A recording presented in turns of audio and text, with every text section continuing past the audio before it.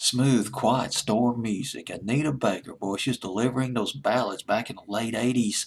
Giving You the Best I Got was a beautiful record by her. I really liked that one. That was in the fall of 88. And the song that came right after that was Just Because. I Love You Just Because. It's on my fancy playlist of March 18th, 1989. It's at number 9, up one from number 10 the previous week. Anita Baker. Anita Baker, I did a little research on her past, and boy, she's had some tragedy. Her mom abandoned her when she was 2 years old. She was originally from Ohio. She was raised by a foster family in Detroit, Michigan. But when she was 12 years old, her foster parents passed away. And she was raised afterward by her foster sister, Anita Baker.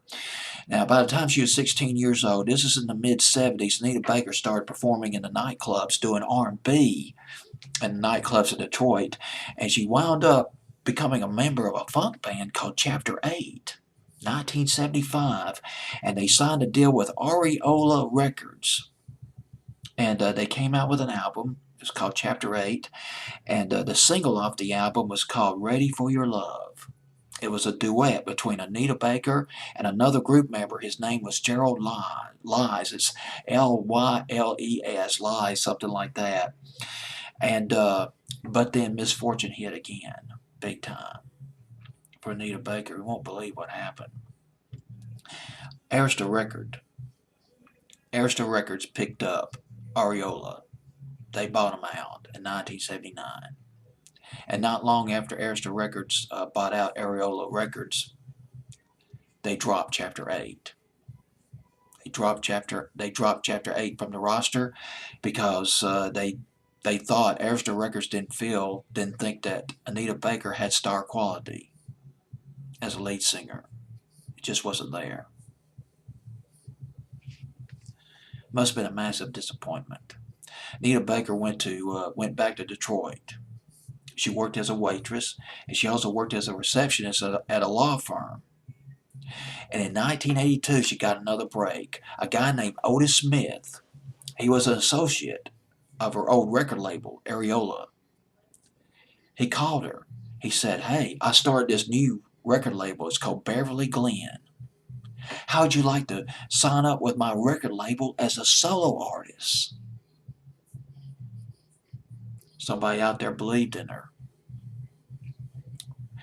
She signed up with the Beverly Glen record label, Anita Baker, and she released her first solo album called Songstress. It yielded her first R&B hit, top 5 R&B hit called Angel, 1983. And there were about several other singles that came after that, but Anita Baker complained that she was not getting any royalties. Where's the money? And she wanted to move on to another record label. But Otis Smith retaliated. He sued Anita Baker for breach of contract. No can do. It went to the courts, and it stewed in the courts for months. But they finally decided in Anita Baker's favor that she could move to another label, that Otis Smith could sue her for breach of contract.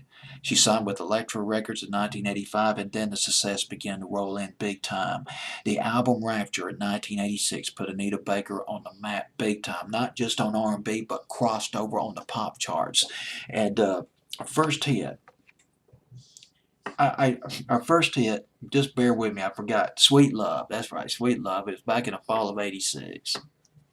Her first hit record. And her second album, Giving You the Best I Got, went platinum 3 times. And Giving You the Best I Got, that was the first single. And then, of course, Just Because came after that in early 1989. And a stat on Anita Baker, its success really, fortune really did smile on her big time. She picked up 8 Grammys. And 5 of her albums went platinum back in the day. Anita Baker. She's at number 9 with Just Because on my fancy playlist of March 18th, 1989.